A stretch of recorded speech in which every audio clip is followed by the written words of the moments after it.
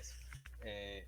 Boa tarde, bom dia, boa noite, não sei a hora que o professor vai estar vendo, né, professor Leobino, Guilherme, que está apresentando aqui ao grupo 2, né? Então está falando aqui Igor, né? Igor Costa dos Santos, junto com o Elber Siqueira, e a gente está fazendo a apresentação da parte 4, né, do trabalho, que consiste em explicar, né, o planejamento do sistema do Uberpack, né, no contexto da camada 3, né, a camada de rede. Então, como é que vai ser implementada, né, essa para a implementação do sistema, né, de redes circulares. Então, a gente tem como se fosse um Uberpack, que vai ter os carros conectando, né,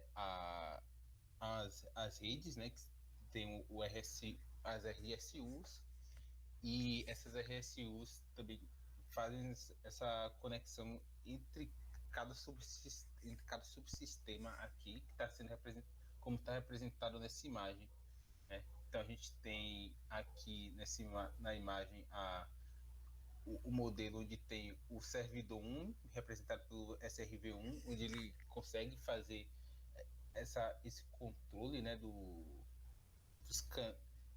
de cada rede, cada localização, de cada ponto de rede, né, que está aqui. E a gente tem os pontos wireless, né, que são as RSUs. E são as RSUs, por meio de uma rede wireless, que se conectam com os carros, né, que estão fazendo o serviço de envio e de entrega. Então a gente tem um sistema que o carro se conecta com a RSU, né? A RSU se conecta com outras RSUs, né, por meio de um backbone, que está sendo representado conexão ponto a ponto, né, nessa segunda imagem do lado dos pontos aqui em linha, né?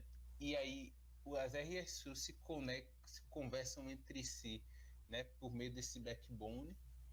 E a RSU1, né, que é a RSU central que está aqui, é a única que tem acesso ao servidor, né? E essa RSU1 tem um papel meio que de central mesmo na comunicação com os outros servidores. Então a RSU1 acaba fazendo a interligação por backbone, né, com as outras RSUs, com o servidor central, e as demais RSUs acabam fazendo a conexão com a RSU1, né, e fazendo a conexão com a rede local ali, rede wireless, que é para conexão entre os carros.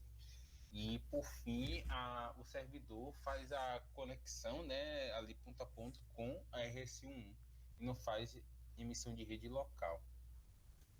Então, pensando no contexto das redes, né, que são formadas por esse sistema, a gente precisa formar aí algumas sub-redes para fazer essa conexão e fazer esse endereçamento no envio das chamadas, né? Então a gente vai ter o total aí de 5 sub-redes que são necessárias para fazer essa comunicação, né? Que vão fazer essa ligação com as próprias RSUs. Então, para cada RSU, a gente vai ter uma sub-rede, né, que vão representar essas redes wireless, né, que estão sendo representadas que vão fazer essa conexão com os carros que estão ali sendo chamados, né? E a gente precisa, para cada ela, atribuir faixas IPs para configurar essas sub-redes, né? Então, na própria especificação, a gente já tem as faixas de IP que são disponibilizadas para o uso, né? Então, tanto a faixa de IP do backbone, né, de cada RSU. E aí, como já explicou, para esse endereçamento, a gente vai ter essas 5 sub-redes que são interligadas pelo backbone, né? Que são todas ligadas na faixa 189.10.10, né? Com 27 bits, que é a faixa do IP principal, né, do backbone. E aí, para fazer endereçamento, no processo de endereçamento de rede, como a gente tem esse barra 27 representa esse barramento, esse barra 27 representa a quantidade de bits, né, que estão sendo usados na máscara de rede. E aí com isso a gente consegue fazer esse processo de endereçamento dos hosts, né, tanto aquele procedimento que a gente tem né, nas faixas de IP a gente já tem 11, 11 bits, 27 bits sendo tomados, né? E sobrar 5 para fazer o endereçamento dos hosts, né? Então a gente usa esse 5 para fazer esse processo de endereçamento dos hosts. Está sendo representado aí aqui no documento, né, como o último octeto que está sendo representado aí. E a gente tem uma peculiaridade, né, que são formados em relação, né, no processo de endereçamento daqui em relação aos processos de endereçamento mais tradicionais, né? A gente nesse caso tem cada RSU, né, cada rede local sendo ligada ponto a ponto. Então, enquanto nos endereçamentos como a gente precisa geralmente só de dois endereços, né, que é um para definir o IP de rede e o IP de broadcast. Nesse caso aqui, a gente vai precisar de 4 endereços, né? Então, além desses esses endereços do IP de rede e do IP de broadcast, a gente precisa definir mais 2 para as próprias interfaces das RSUs, que vai estar fazendo essa comunicação ponto a ponto, né? E aí, nesse caso, a gente com a rede, né, de 2 bits, né, 2 elevado a 2, consegue atender esses requisitos, né? Então está sendo representado aqui no próprio documento aqui, está sendo destacado, né, as imagens dos subredes, né, das máscaras de redes aqui, né, para fazer esse endereçamento. E aí, nesse caso, a gente vai precisar atribuir 3 bits para definir, né, para fazer o endereçamento dessas redes, né, para suprir para conseguir escalar, né, e definir direito o a, isso, as sub-redes, faixas IPs, né, se tem problema. Então a gente faz com isso o cálculo de cada sub-rede, como está aqui embaixo. Então, a gente tem, por exemplo, para a sub-rede, né, para RSU1, a gente já tem aqui definido, né, o IP de rede, né, o primeiro IP, o último IP aqui. Então a gente definiu um IP de rede, um IP de broadcast, né, a gente está definindo uma faixa com 2 IPs dentro dessa subrede, que seriam para conexão dos cabos, né, o IP 8910.10.1 e 2, né, para fazer essa conexão local, né, entre a RS1 e os carros. E a gente faz com essas faixas atribuídas aqui de IP, a gente consegue definir para as demais subredes. Então você consegue ver uma linha, né, sendo atribuída aqui, por exemplo, uma linha linear entre essas faixas de IP, né? Então, enquanto na subrede 1 a gente vai do IP 10.0 até o 10.3, no subrede 2 já passa por 4, 5, 6 ou 7, e a gente vai seguindo pelas outras subredes até fechar, né, os canais de 5 com as 5 subredes. Né? Aí a gente sabe, né, a, que, que essas RSU, que a RSU1, né, é a única que vai ter ligação com todas as outras RSUs e com o servidor. A gente vai ter um endereçamento, né, diferente sendo atribuído a ela. Então a gente vai ter aqui, no caso da RSU1, né, a gente tem o int01. Eu confesso que eu acabei perdendo aqui. Isso. Então a gente tem os valores da interface de rede aqui, né, da RS1.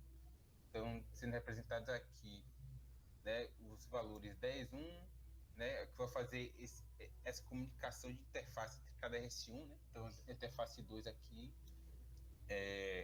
para o 10.5, a interface 3 10.9, 10.3 para a interface 4 e 10.17 para a interface 5, né?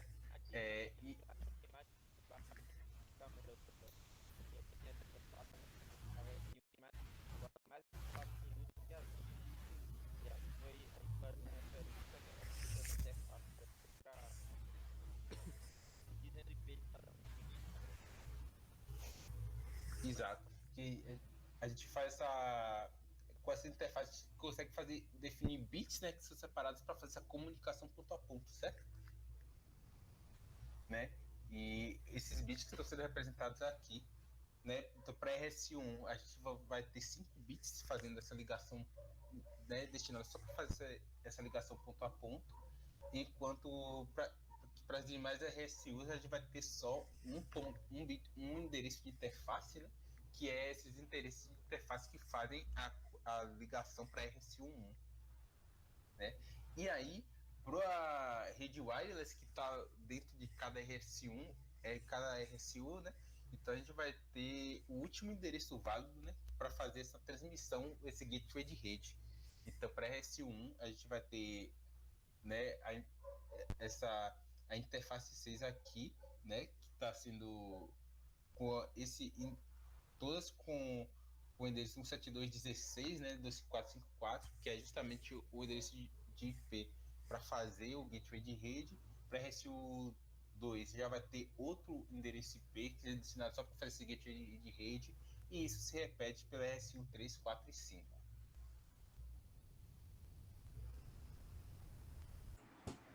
Boa tarde, o que é Elber falando. A gente vai continuar falando das partes de rotas, definições de rotas. Como o Igor falou, a gente está no nível de aplicação, né? Olhando mais alto, a gente tem a comunicação dos carros, rodando as aplicações do Uberpack, vão ter usuários também conectados, e a aplicação ela sempre é gerenciada pelo servidor. Então, todos os nós vão precisar se conectar ao servidor, que vai processar essa informação e depois vai retornar ela para a rede. No nosso sistema a gente teve que definir, né, essa tabela de roteamento justamente para poder que essas comunicações sejam possíveis. As RSUs 2, 3, 4 e 5 elas são meio que parecidas porque elas só se conectam com a RSU 1. Então elas têm uma tabela de roteamento mais simples. Aqui a gente tem 3 pontos nessa tabela que a gente pode citar. 189, 10, 10, 18 é o IP do servidor, é o IP que a gente tentou ao servidor. Então todos os hosts eles vão se conectar ao servidor, eles vão precisar passar as informações para esse endereço do servidor. Então sempre quando bater na RSU2 alguém procurando esse IP aqui de destino, o próximo salto sempre vai ser a interface dela que está conectada ao roteador ou ao RSU1. Então aqui a gente está vendo também que na RSU3 está procurando o IP do servidor, na 4 também, na 5 também. E eles sempre vão para os endereços de interface que tem contato com a RSU1. E aqui embaixo a gente tem a 172.17.0016, que é a rede do wireless. E é a rede que a própria interface de saída já está na RSU2. Então ela vai mandar para o gate, né? A gente definiu que o gate seria o último IP da faixa /16, ou seja, 254.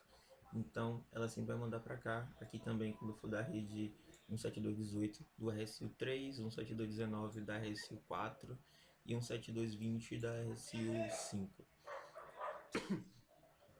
Aqui a gente está fazendo a tabela da RSU do servidor 1. A gente prefere fazer primeiro do que a da RSU1, ou a gente considera mais simples. A 172, sempre quando ele procurar o RSU, ele vai procurar, vai querer mandar algo para os hosts, né? Vão ser os endereços de destino dele. Então aqui a gente tem as redes wireless, e sempre quando ele quiser, ele sempre vai se conectar com a RSU1. Ele tem a interface dele que tem acesso a essa RSU é a 189.10.10.2, já que a interface da RSU é 189.10.10.1 que a gente definiu mais cedo na primeira subrede, né? O primeiro IP é o que está na RSU 1 E o segundo, né, o último é o que está no servidor. Aqui voltando. Então todas vão procurar esse IP, vão sair por esse IP do servidor. Como todas essas redes aqui elas são bem parecidas, a gente também poderia sumarizar. A gente poderia aumentar aqui, diminuir o número de bits da máscara. Eu não sei se já seria o conceito de subrede ou só de sumarização mesmo, para a gente poder abranger todas as redes e ter só ter uma rota que pudesse obedecer, ou uma rota que pudesse suprir essa necessidade toda. Aqui também esqueci de comentar, a gente está sempre colocando esse deny, né, para qualquer outra faixa de IP que não seja as conhecidas, as definidas no projeto, a gente vai negar. Elas não vão ter comunicação porque pode ser algum problema de segurança, pode ser uma tentativa de invasão, pode ser uma falha de configuração de rede, que pode prejudicar todo o sistema. E aqui é a tabela da RSU1. Aqui de novo, sempre quando vier alguém procurando um servidor, ela vai jogar para a interface dela que tem acesso ao servidor, que é a 189 aqui. Essa é a interface aqui 1, que é a 189.10.10.1. Aqui já são as redes wireless, e inclusive tem a própria rede wireless do RSU1.